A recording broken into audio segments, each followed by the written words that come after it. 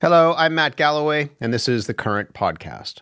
The Icon of the Seas is the largest cruise ship in the world, the length of 4 football fields, 20 decks high. It has 7 pools, an ice rink, a concert venue, and many, many, many other amenities, casinos, restaurants, theaters.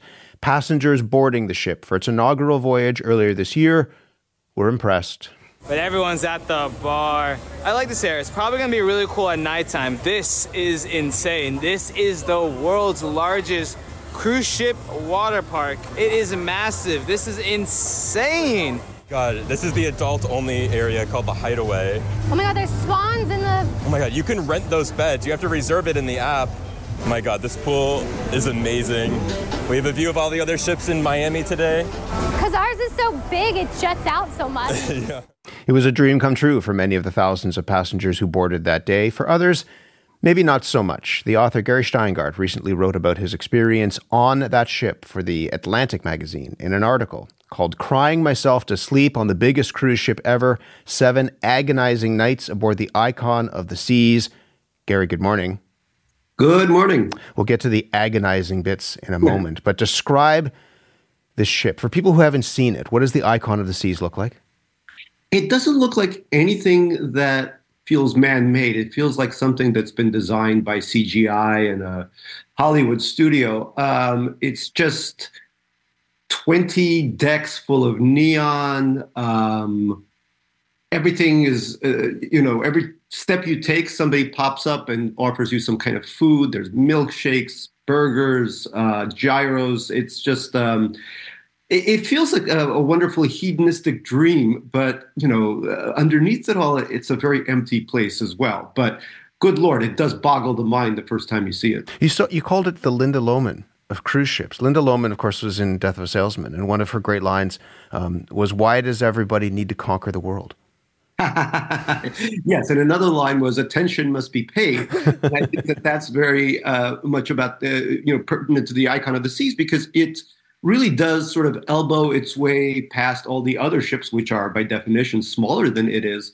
And the passengers are incredibly proud of being on the world's biggest ship. And the crew keeps telling them, "You're on the world's biggest ship. You're amazing." And people really buy into that. You paid $19,000 for a suite on the world's biggest ship. What did that $19,000 get you? Well, let me make a slight correction. The Atlantic magazine paid $19,000. Somebody paid $19,000. I would never in my wildest dream pay $19,000 for it. It looked like a room in the Marriott Hotel, and no knock against Marriott hotels. It was like a very decent room. I guess its most important feature was that it had sort of 2 bathrooms. But it was just me, so I didn't really need 2 bathrooms. But that was a nice feature. And I had a balcony looking out onto what was essentially a mall. So for $19,000, you don't get a balcony that looks out onto the ocean? No, I would imagine that would be, $29,000. I have no idea. Goodness. But, okay. Yeah. You were traveling solo. Yes. You wore a T-shirt that was meant to be kind of an icebreaker for other people on the boat. What was the T-shirt? Yeah. The T-shirt was a very popular T-shirt in downtown Manhattan, specifically in Little Italy, and it reads, "Daddy's Little Meatball." I don't think I'm meatball shaped yet. I'm working up to it, but I thought it would be kind of funny. And people loved this T-shirt on land, but at sea it didn't quite make any headway. So you didn't have the chance to use the meatball shirt as an icebreaker. I mean, I would come up to people and thrust out my chest and hope for the best, but people just looked right past me. It's almost as if I didn't exist. To be fair, the right thing to wear on these cruises is some kind of handmade T-shirt attesting to a lifetime spent cruising. So, husband and wife have been cruising since 1928 or whatever. Those kinds of T-shirts really get people's attention and start conversations. "Oh, you've been cruising since 1928? Wow, that's great." But meatball did nothing for anybody. You spent a lot of time as a travel writer. I have. In my youth, I was a contributing editor to Travel and Leisure. So I saw most of the world on Travel and Leisure's dime, and it was probably the best experience and the best job I've ever had. Had you ever been on a cruise ship before? No. And it's funny because a lot of the travel magazines, you can't quite make fun of something, if when you're doing a travel magazine article. So nobody wanted to send me on one of those because they realized I'd be making fun of it. So I never got offered one of those assignments. But The Atlantic, of course, isn't a travel magazine, so anything goes. What kind of people did you meet? Meatball shirt aside. Tell me about some of the people that you met on board.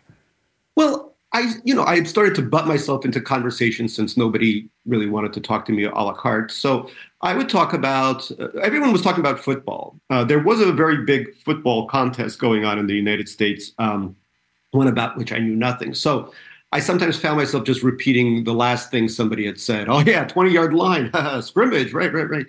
But that was, so after a while, I just decided to become more proactive and started talking to people. And what everyone told me was how interesting everybody on this ship was, that the most interesting people go on cruise lines. So I kept trying to find these super interesting people. But everybody was really proud of themselves and saw themselves as kind of as adventurers, like they were adventurers on the high sea, almost like pirates or something. And Royal Caribbean is very smart because it keeps encouraging this through various slogans. It keeps telling its customers that instead of being in a giant mall adrift in the Caribbean, they're actually like, Christopher Columbus or something, So there's all these slogans like, it's not a vacation day spent, it's bragging rights earned, what is that? But everyone seems to be believing in that quite a bit. There were a lot of conversations. I didn't want to talk politics because I thought maybe I wouldn't fit in politically with some of these people. But there was a lot of people would talk about the libertarian Ayn Rand and about how Biden didn't have a chance. People would also talk there was actually a gentleman from, I believe, Toronto, or the area north of Toronto, I guess the Golden Horseshoe or something, right? And he was talking about how he likes to discipline his children with violence. And I was like, well, but you're Canadian. If you can't find a reasonable Canadian on this ship, then all is lost. Tell me about status on the cruise ship. This is something that you learned, having not been on a cruise ship before. You learned a lot about status. You said that it mirrors the endless American fight for status. Well, this was really interesting because the Atlantic had bought that $19,000 suite because it was all that was left. All the other cabins were gobbled up almost immediately. And so this entitled me to a special card that said I was a suite as opposed to just a regular passenger.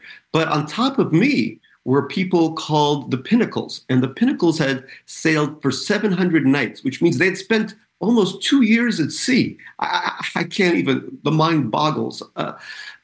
So they had even more special privileges in the suite. So everything was kind of regimented. It's almost like having a rank in the Army or the Navy, I guess, where special places were reserved for each class.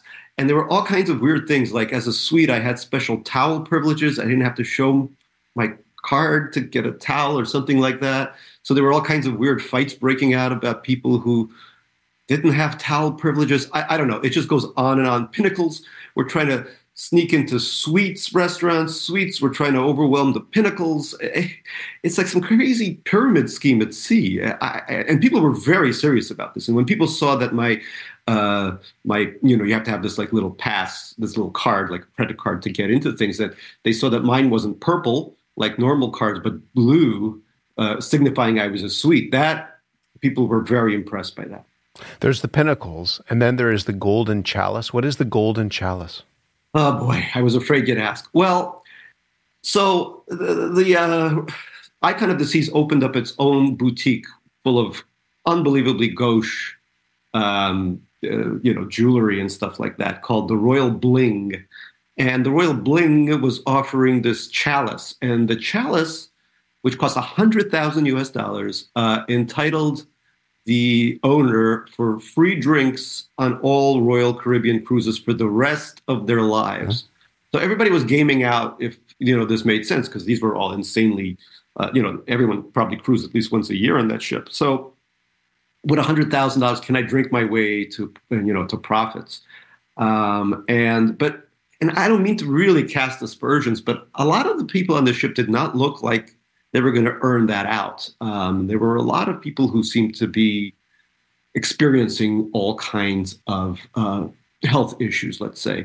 So this seems to be like another win. The casino always wins, as they say, and I think Royal Caribbean's really going to win on this one too. I mean, there are a lot of people who really love going on cruises. This is their opportunity to go on a vacation. This is our opportunity to see the world, and see the world, sure, from a giant boat, but you see the world. Do you understand why some people would think that this is a really good time? Well, I would say that, first of all, I don't want to stand in the way of anyone having a good time. I love a good time. I have a good time most days. But my good time is, I love good food, for example. The food in the Royal Caribbean was disgusting. It was like, even in the high-end restaurants, I was eating a steak. I had to almost ask if it was plant-based, that steak, because it was shiny. It was shiny meat. It made no sense. So all of the stuff that you had on the ship, granted, there was a lot of whatever you wanted, but the stuff on land is so much better, unless you really live, unless your entire diet consists of Applebee's and Olive Garden and whatever, Tim Hortons. So I don't quite understand that part. As for seeing the world, a lot of the people I met, we would dock in several Caribbean destinations. A lot of people I met wouldn't even get off the ship. They said, we like it here. We can eat all we want. We can, sit in the hot tub. We can lose thousands of dollars at the casino. And I've heard people lose $6,000 or more, So it's, I don't quite understand this see the world. You really are in a kind of mall with terrible food, bizarre entertainment. There was a ice skating tribute to the periodic table. This is like something Kim Jong-un would be like. What does an ice skating tribute to the periodic table look like? Did you go and see it? Oh, did I ever? Yeah. And by the way, people who have suite status have a special section reserved to us. It's like something out of the Coliseum or whatever. Yes, it was. Words, I'm a writer, but words fail me. Mm-hmm. Each of the elements of the periodic table was presented with a very strange number where people would sort of skate to it and, recreate what borium. Sorry, I don't even know if borium is an element, but I was definitely bored, so borium should be an element. It was very strange, and it all played to, I worked on the show Succession for HBO, and the theme song from Succession was one of the things that people ice skated to. It made no sense. What does something like this just finally tell you about the moment that we are in? A ship like this, I mean, it's enormous. There will be a bigger one that comes after it, and a bigger one that comes after that. But they're packed to the gills, and people will spend not just $19,000 for a view of a mall, but much more than that to have a view of the sea. What does it tell you, do you think, about the moment that we're in? Let me just say also that people will spend a lot less. I mean, you can get probably, I think, a suite for like a cabin for $1,800. Yeah. And if you bring a family along, that actually is a lot less than, say, vacationing in a nice hotel in Florida. I think what this says to me is that we're very atomized, and I'm going to speak chiefly of the United States, of whom most of the passengers were. We're a very atomized society. That ship is so large that you don't have the experience that you would, for example, of sitting at a table that's geared to bring people together. There's no seating like in the days of yore. Everyone does what they everyone kind of sticks to their own kind, families, groups of travelers. Everything's very atomized. People are very passive. A lot of this, you just kind of sit there and the entertainment almost comes to you. There's no sense of adventure. There's no curiosity. It felt like a very incurious world. And maybe it replicated in some ways what I feel like when I turn on, when I turn on my computer, when I turn on my laptop. There's not this sense of me being actually present in the world, because this whole thing looked, as I said before, like a CGI simulation to begin with. And yet, it's kind of precisely what a lot of people want. Exactly. Gary, good to talk to you. Thank you very much. Good to talk to you. Gary Shteyngart is an author and travel writer. He wrote about the icon of the seas for The Atlantic magazine.